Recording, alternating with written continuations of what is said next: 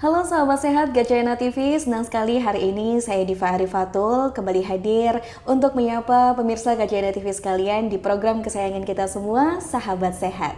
Dan tentunya hari ini saya masih berada di Rumah Sakit Hermina Tangkuban Perahu, di mana hari ini kita juga akan membahas tentang suatu topik yang menarik, topik yang relate dengan kita semua, yaitu mata sehat, hidup jernih. Kita semua tahu bahwa mata adalah jendela dunia dan semua kegiatan kita, entah itu membaca, berkendara, atau beraktivitas, tentunya menggunakan fungsi mata yang baik. Dan terkadang ada beberapa hal yang mengancam kesehatan mata, tentunya karena kita dekat dengan aktivitas gadget atau aktivitas digital, ada beberapa hal yang menyebabkan terjadinya gangguan fungsi kesehatan mata. Nah, hari ini kita akan membahas, mengupas tuntas mengenai kesehatan mata. Dan juga izinkan saya untuk memperkenalkan narasumber hebat kita hari ini. Kita sudah bersama dengan Dr. Marsha Decastra Kairisi, spesialis mata Magister Manajemen Rumah Sakit. Dan sebelum kita berbicara lebih jauh mengenai berbagai gangguan mata, pencegahannya dan lain-lain ya dokter ya, kita kan seringkali bertanya-tanya, kira-kira sebenarnya fungsi kerja mata itu seperti apa sih dok? Boleh dijelaskan secara singkat? Jadi mata itu sebenarnya kamera yang paling canggih. Proses kerjanya hampir sama seperti kamera pada umumnya. Cahaya itu memantulkan energi-energi yang namanya foton yang akan ditangkap oleh mata. Awalnya akan masuk melalui kornea dulu. Kemudian diatur banyak sedikitnya cahaya yang masuk itu melalui namanya pupil. Kalau di kamera itu ada diafragma yang ngatur banyak sedikitnya cahaya yang masuk. Kalau terlalu besar pupilnya, maka cahayanya terlalu banyak, kita akan menjadi silau. Sebaliknya, kalau pupilnya ini terlalu kecil, maka pandangannya akan gelap karena sedikit cahaya yang masuk. Maka otomatis akan diatur banyak sedikitnya oleh pupil. Setelah itu, cahaya tadi atau rangsang melihatnya tadi akan diatur oleh lensa.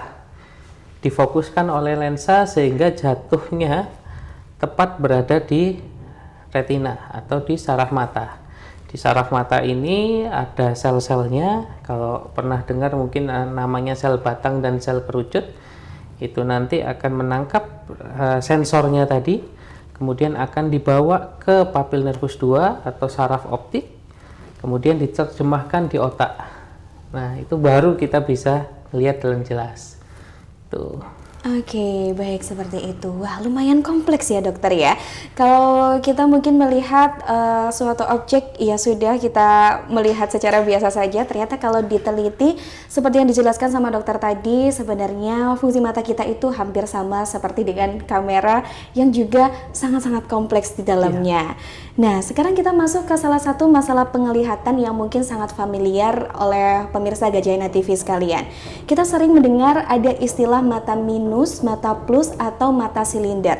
Nah, dokter, kira-kira sebenarnya dari gangguan mata tersebut, apa yang sebenarnya terjadi pada mata kita? Oke, ya memang mata ini kompleks ya. Makanya saya sering mengistilahkan mata itu small but important, simple but complex. Mata itu kecil tapi penting, dan dia organ yang simple karena hanya bentuk bola bulat, bola mata bulat, tapi isinya kompleks banyak. Nah, salah satunya adalah banyak permasalahan di mata, termasuk pandangan yang kabur. Tadi yang ditanyakan mata minus, mata ada plus, dan ada silinder. Nah, ini sebenarnya gangguan refraksi. Gangguan refraksi. Permasalahan di gangguan refraksi itu ada dua paling banyak. Yang bermasalah adalah di bola matanya. Panjang bola matanya ini ada yang bisa lebih panjang, ada yang lebih pendek, atau di lensanya. Lensanya itu lebih cembung atau lebih cekung. Nah, saya bicara yang mata minus sama plus dulu karena silinder ini penyebabnya berbeda lagi. Kalau mata yang minus ini kaburnya adalah kabur melihat jauh. Objek yang semakin jauh kita melihatnya jadi kabur. Nah, ini paling banyak kasusnya memang. Penyebabnya adalah karena panjang bola mata kita ini lebih panjang daripada orang normal. Jadi bola mata kan bulat ya, Ketika proses yang normal akan jatuh di titik yang pas di saraf mata. Tapi pada orang-orang dengan mata minus, bola matanya ini lebih panjang, sehingga bayangan jatuh di depannya dari saraf mata. Makanya pandangan jauhnya menjadi kabur. Nah, selain karena panjang bola mata yang lebih panjang, tadi saya juga menyebutkan ada lensanya yang bermasalah. Lensanya ini dia lebih cembung, sehingga kalau lensa cembung ini biasanya jadi lebih pendek, akhirnya jatuhnya di depan dari saraf mata juga. Kalau yang mata plus itu kebalikannya. Mata plus ini bola matanya lebih pendek daripada orang normal, sehingga bayangannya jatuh di belakang, atau lensanya dia lebih cekung.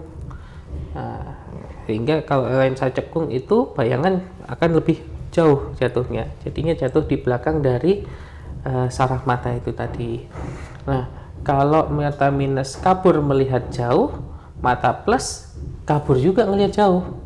Cuman bedanya, kalau mata minus objek itu semakin jauh dia akan semakin kabur, kalau mata plus objeknya mendekat dia akan kabur. Tapi tetap sama-sama pandangan jauh.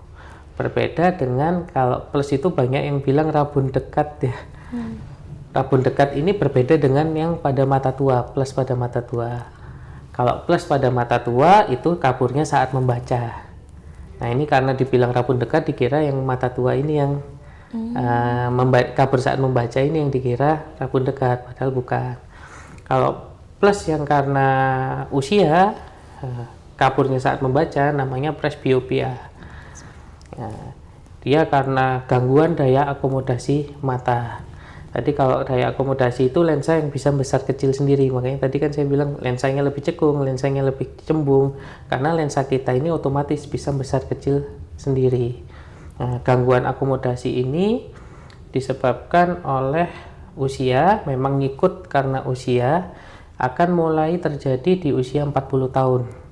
Jadi itu suatu hal yang normal ketika di atas 40 butuh untuk kacamata baca.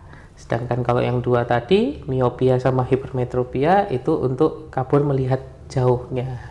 Walaupun plus, tapi berbeda plus ketika hipermetropia atau rabun dekat dengan presbiopia, kabur saat membaca. Itu. Astigmat ini yang bermasalah adalah kelengkungan dari kornea atau kelengkungan dari lensanya.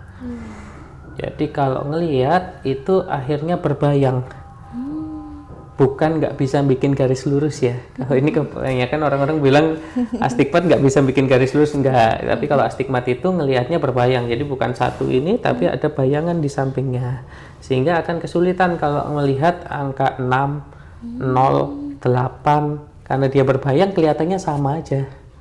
Gitu. Bermasalahnya di kelengkungan kornea atau kelengkungan lensa, sehingga bayangan yang harusnya bisa fokus di satu titik, karena dia posisinya tidak rata, maka bayangan ini akan jatuh di beberapa titik, makanya menjadi berbayang. Cirinya paling gampang adalah kalau malam ini kena sorot lampu dari depan, kena lampu mobil, itu lampu kendaraan gitu, papasan, dia lebih pecah, dia lebih ulap jadinya, karena nggak bisa fokus di satu titik, dia lebih kesebar, makanya dia lebih ulap. Itu kalau astigmat. Gitu. Oke, baik, luar biasa. Terima kasih penjelasannya, dokter. Dan dari semua permasalahan atau gangguan mata tersebut, sebenarnya itu bisa dicegah atau lebih banyak dipengaruhi oleh faktor genetik tertentu, dok? Oke. Tadi kan saya menjelaskan kalau penyebabnya adalah panjang dari bola mata ya.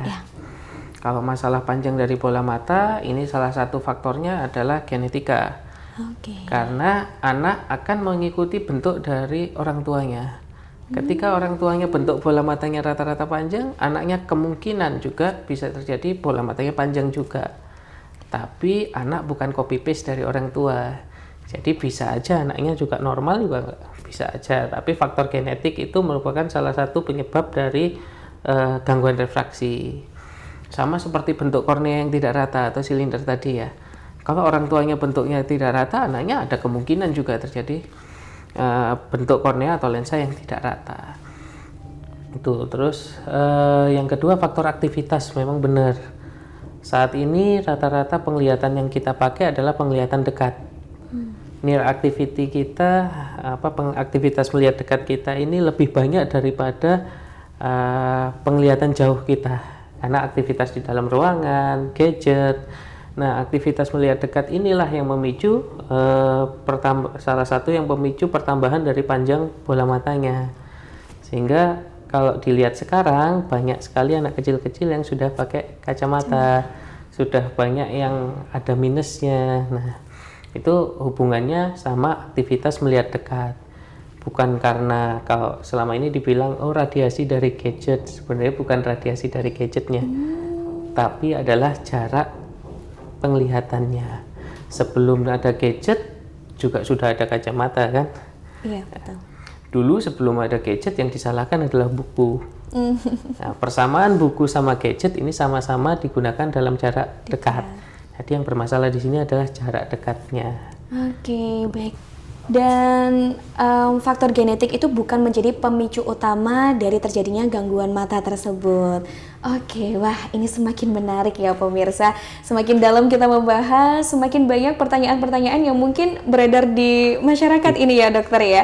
Nah, kalau begitu setelah ini kita juga akan membahas mengenai mitos dan fakta yang beredar ini dokter. Tadi juga sempat disampaikan kalau sebenarnya astigmatisme atau silinder itu sebenarnya bukan orang yang tidak bisa membuat garis lurus, tapi bayang-bayangnya itu yang bermasalah tadi ya dokter ya. Nah, ini mitos lain yang beredar di masyarakat, bahkan mungkin di lingkungan sekitar saya juga sering mengatakan ini dokter. Kalau membaca di tempat yang gelap itu dapat merusak mata. Nah, sebenarnya itu benar atau salah dokter? Oke. Melihat di tempat yang gelap itu sebenarnya membuat matanya lelah. Oke. Atau astenopia. Jadi karena kurangnya cahaya tadi, mata akan bekerja lebih keras supaya penglihatannya tetap terang. Nah, inilah yang membuat matanya jadi capek. Tapi tidak merusak mata secara tidak merusak mata. Kata-kata merusak mata ini yang agak, tapi lebih ke arah membuat matanya lelah itu sih. Oke, seperti itu. Nah, mungkin hal lain juga seperti sudah dijelaskan oleh Dokter Decha tadi, kalau emang banyak sekali hal-hal yang menjadi pemicu terjadinya gangguan pada mata, terlebih kita yang aktivitasnya itu near activity, melihat dalam jarak dekat, apalagi kita sekarang juga tidak bisa lepas dari yang namanya gadget, layar, entah itu berupa tablet, laptop, dan sebagainya ya. Nah, dan ini tentunya membawa permasalahan yang baru ya dokter ya. Kita juga jadi sering mendengar istilah blue light atau sinar biru. Sebenarnya itu apa sih dok dari blue light ini tadi? Ya, sinar biru itu memang bisa merusak mata ya. Sinar biru ini munculnya paling sering dulu sebelum ada gadget ya. Sinar biru ini dari sinar matahari. Hampir sama seperti sinar ultraviolet. Dia juga bisa merusak dari saraf matanya. Nah, dari gadget kita juga mengeluarkan sinar biru. Cuman yang bisa merusak mata kita itu sinar biru yang memang panjang gelombangnya sangat tinggi ya. Sedangkan di gadget ini sampai sekarang belum ada penelitian yang menyebutkan, mungkin nanti kalau salah bisa dikoreksi ya. Sampai sekarang yang setahu saya belum ada penelitian yang menyebutkan kalau sinar biru dari gadget itu dapat merusak saraf mata. Tapi penelitian-penelitian yang ada ini menyebutkan kalau sinar biru yang dari gadget itu membuat matanya gampang capek. Yang kedua, dia juga menyebabkan gangguan dari siklus tidur. Jadi kalau orang-orang kebiasaan mau tidur itu nonton HP, kok malah ngantuknya nggak muncul-muncul, yang ada tambah nggak ngantuk, karena sinar biru itu memang dia menekan hormon untuk mengantuk. Terus dia akhirnya bikin matanya jadi capek. Habis bangun tidur nggak seger tapi malah capek semua biasanya. Gitu. Jadi memang sampai sekarang belum ada penelitian yang menyebutkan sinar birunya yang dari gadget itu dapat merusak ke saraf mata, tapi lebih ke arah matanya gampang capek, dan gangguan dari siklus tidur tadi. Oke, baik seperti itu. Wah, kita ini yang nggak bisa lepas dari HP. Pastinya sebelum tidur juga ngecek handphone ini ya. Yang jadi masalah adalah ketika keterusan buka sosmed pada akhirnya, kayak gitu. Menanggapi itu juga tadi dokter ya, apakah kondisi tersebut termasuk dalam digital eye strain atau juga dikenal dengan computer vision syndrome? Ya, betul sekali. Ini lebih terkenalnya memang digital eye strain atau computer vision syndrome ya. Computer vision syndrome ini intinya adalah kelelahan dari mata efek dari aktivitas di depan layar yang terlalu lama. Untuk computer vision syndrome sendiri dari namanya aja hubungannya sama komputer ya. Sebenarnya nggak komputer aja sih. C-nya itu bisa juga cell phone vision syndrome. Dia ada sindroma. Sindroma itu adalah kumpulan dari gejala-gejala. Ada 3 keluhan yang paling sering dari computer vision syndrome itu. Yang pertama adalah mata lelah. Kenapa matanya lelah? Karena ketika kita beraktivitas melihat dekat, melihat layar, itu yang bekerja adalah kontraksi dari otot matanya. Nah, kayak kalau kita nih ngepalkan tangan gini disuruh 10 menit, nah ini udah keju ya bahasanya, keringgingan lah, capek. Nah, mata tanpa sadar digunakan dalam jangka waktu yang sangat panjang. Nah, otomatis karena matanya itu tegang terus, dia akan capek. Nah, terus kemudian kalau sudah capek, sudah lelah, maka akan muncul rasa matanya kemeng. Pandangannya jadi terganggu biasanya, agak kabur. Karena otot mata ini fungsinya salah satu yang memiliki salah satu fungsi adalah membantu daya akomodasi mata. Kalau daya akomodasinya terganggu, maka penglihatannya juga akan menjadi kabur. Yang kedua, gejala yang kedua adalah matanya kering. Kenapa mata kering? Kalau sudah fokus di depan layar, itu kita lupa kedip.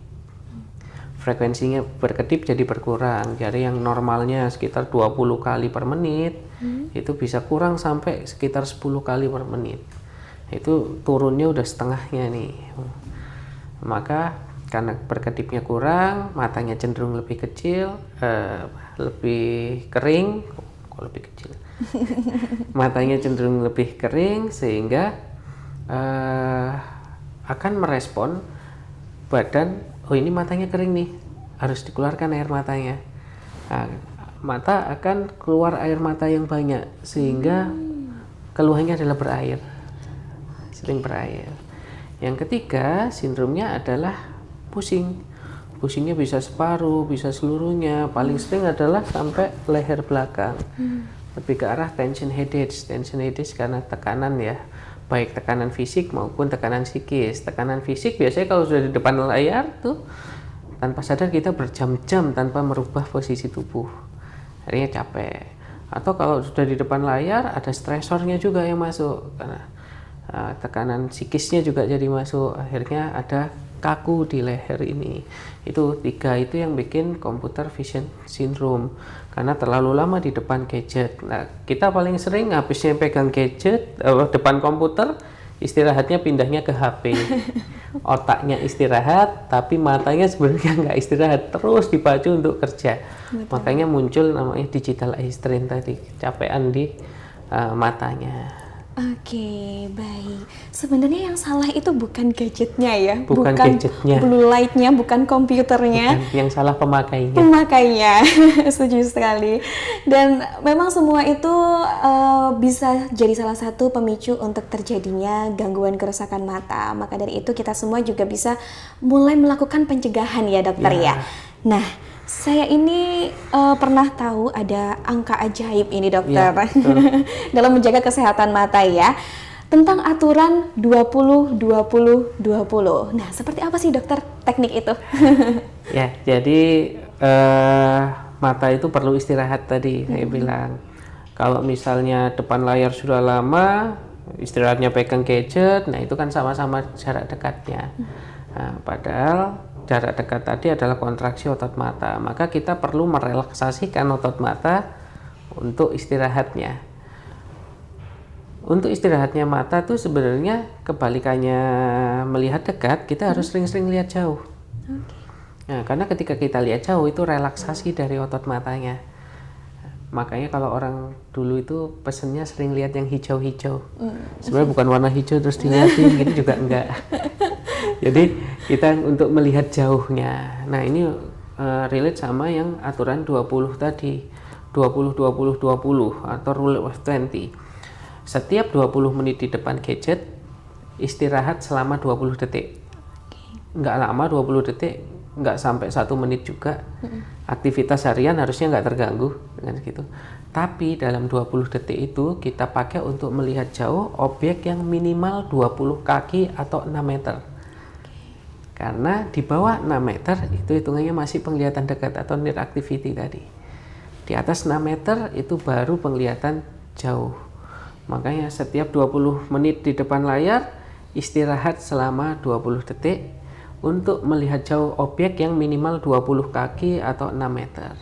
Simple sebenarnya, tapi biasanya sulit dilakukan. Jangankan 20 menit 2 jam nggak kerasa kalau sudah di depan layar. Betul. Oke, baik. Wah, itu ya. Pemirsa Gajah TV sekalian juga harus menerapkan angka ajaib itu tadi 20 20 20. Mungkin kalau keterusan bisa dibantu dengan timer ya dokter ya. Timer, dibantu betul. dengan timer di handphone seperti itu ya. Ini kalau sudah 20 menit mulai jeda terlebih dahulu, nanti bisa lanjut untuk kerja lagi. Betul. Nah, ngomongin juga soal kerja, terkadang kan kalau udah fokus itu dokter udah nggak bisa di stop gitu ya. Iya. Sebenarnya untuk ruang kerja sendiri terkait dengan pencahayaan atau posisi monitor itu ada teknik tertentu atau harus ada aturan tertentu untuk pencegahan kerusakan mata itu tadi? Ya, jadi kalau untuk ruangan sebenarnya kadang ada yang digelapkan gitu ya. Nggak usah sebenarnya, pencahayaannya harusnya cukup. Jangan terlalu terang, jangan juga terlalu gelap. Kemudian untuk posisi layar kalau komputer itu kurang lebih 50-70 cm. Dengan layar itu bukan sejajar dengan mata, tapi kurang lebih sekitar 20 derajat di bawah mata. Ya, jadi kita agak posisinya nunduk sedikit. Itu kalau komputer. Kalau HP ya jaraknya nggak mungkin dari 60 cm dong kejauhan. Kalau HP biasanya hampir sama kayak buku, jarak baca normal atau jarak melihat dekat normal itu 30-40 cm. Juga kalau sekarang itu bisa juga untuk mengurangi mata lelahnya, banyak sudah fitur-fiturnya di HP yang bisa ada blue filternya, atau bahkan ada kacamata blue filter sekarang ya.